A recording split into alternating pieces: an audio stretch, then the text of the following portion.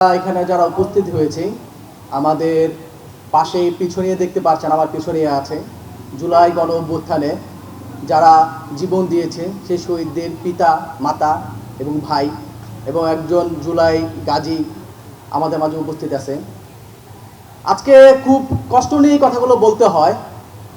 যারা জুলাই জীবন দিয়েছে তারা কি এই যে ফ্যাসিবাদ, এই ফ্যাসিবাদকে তাড়ানোর জন্য জীবন দিয়েছিল অকাতরে।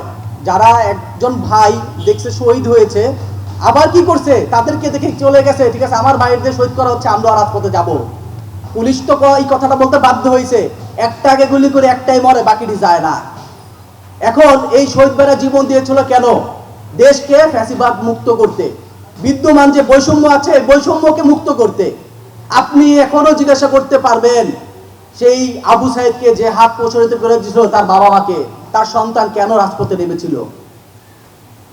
এই প্রশ্নটা করার জন্য আমি বিএনপির ভাইদেরকে বলতে চাই, তারা যে বারবার বলে বাংলাদেশে গণতন্ত্র ছিল না, নির্বাচন ছিল না, একটি নির্বাচনের জন্য মানুষ জীবন দিয়েছে। তাহলে ওই মানুষগুলোকে জিজ্ঞাসা করুন, যারা জীবন দিয়েছে তার বাবা মাকে জিজ্ঞাসা করুন। আমার পিছনে যারা শহীদের মা আছে, বাবা আছে, ভাই আছে, তাদেরকে জিজ্ঞাসা করুন তার ভাই, তার সন্তান কেন জীবন দিতে গিয়েছিল। আপনি শহীদ ওয়াসিম, চট্টগ্রামে শহীদ ওয়াসিমের বাবাকে জিজ্ঞাসা করুন তারা কেন জীবন দিতে গিয়েছিল। তারা শুধুমাত্র একটি শাসন ব্যবস্থার পরিবর্তন চেয়েছিল, যে পরিবর্তনের মাধ্যমে বাংলাদেশে একটি, ঠিক আছে, নতুন বাংলাদেশ স্বপ্ন দেখবে, যেখানে কাউকে গুম করা হবে না, কাউকে নির্বিচারে খুন করা হবে না, গণহত্যা চালানো হবে না। এই স্বপ্নে তারা বিভোর হয়ে রাজপথে নেমেছিল, জীবন দিয়েছিল। তারা চায় নাই শুধুমাত্র ওই চেয়ারের পরিবর্তন হবে, ওই চেয়ারে আরেকজন এসে বসবে, আর ওই শাসন ব্যবস্থা যেটা সেটাই থেকে যাবে।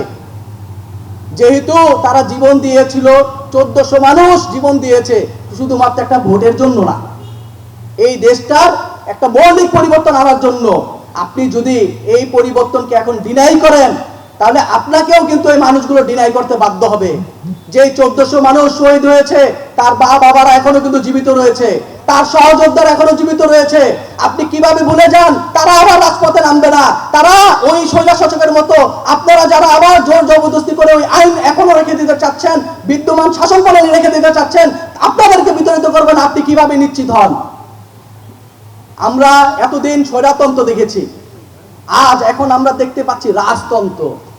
এক সময় স্বৈরতন্ত্র দেখেছি, এখন রাজতন্ত্র হয়েছে। বাংলাদেশে ব্যাংকের গভর্নর নিয়োগ দিয়ে দিচ্ছেন দলীয়ভাবে, প্রশাসক নিয়োগ দিচ্ছেন জেলায় জেলায় দলীয়ভাবে। বাংলাদেশের যে আবেগ মানুষের, ক্রিকেটে বিসিবিতে দিয়ে দিচ্ছেন, পারিবারিক তন্ত্র, রাজনৈতিক ব্যক্তিত্ব যারা আছে তাদেরকে দিয়ে দিচ্ছেন। তারা তো ছিল ফ্যাসিবাদী কায়েম করছে, স্বৈরতন্ত্র, আপনারা দেখুন রাজতন্ত্র কায়েম করতেছেন। জনাব তারেক রহমান আমাদের বর্তমান প্রধানমন্ত্রী, আপনি কি এই বিষয়ে অবগত নন? আপনি কি জানেন না? না, আপনি কি আপনার বিরুদ্ধে যে ষড়যন্ত্র হচ্ছে সেই ষড়যন্ত্রতে আপনি এইভাবে নির্বাক থেকে যাবেন? যদি এটা ষড়যন্ত্র হয়ে থাকে আপনার বিরুদ্ধে, আপনার অনেক নেতাকে বলে এটা ষড়যন্ত্র হচ্ছে, আর এই ষড়যন্ত্রে যদি আপনি নির্বাক থেকেই যান, তাহলে দায় পুরোপুরি আপনার উপরেই বর্তাবে। এই দেশের মানুষ সেই ঐতিহাসিকভাবে জীবন দিয়েছে, ব্রিটিশ বিরোধী আন্দোলন থেকে শুরু করে 52 ভাষা আন্দোলন, 69 গণ অভ্যুত্থান, 71 মুক্তিযুদ্ধ, মানুষ পর্যায়ক্রমিকভাবে কিন্তু জীবন দিয়ে এসেছে। এই দেশে মানুষ জীবন দিতে কিন্তু দ্বিধাবোধ করে না। আপনি যে শাসন প্রণালী এখনো বিদ্যমান রেখে দিতে চাচ্ছেন, যে শাসন প্রণালী আপনার পছন্দের, ফ্যাসিস্ট সরকার যে শাসন প্রণালী ব্যবহার করে গেছে, সেই শাসন প্রণালীকে আপনিও ব্যবহার করতে চান। এই শাসন প্রণালীতে আপনি থাকতে পারবেন না, এই দেশে মানুষ থাকতে দিবে না। তারা দরকার হলে আবার রাজপথে নামবে, আবার জীবন দিবেন।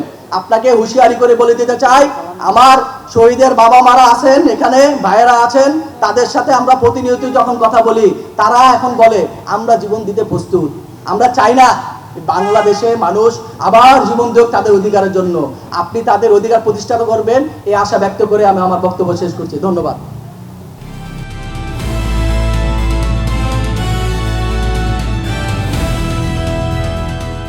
দিনাজপুর টিভি, মানুষের জীবনের কথা বলে।